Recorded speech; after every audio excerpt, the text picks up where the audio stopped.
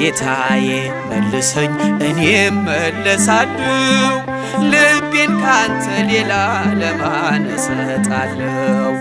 አይኖች የሚሞሉ የጸጸትን እንባ ደግሞም ተመልሼ ወደ እቅፍ ልግባ ደግሞም ተመልሼ ወደ ቤት ልግባ።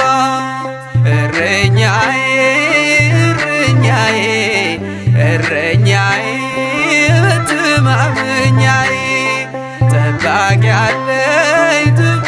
አለኝ ክርስቶስ መቼም የማይተወኝ።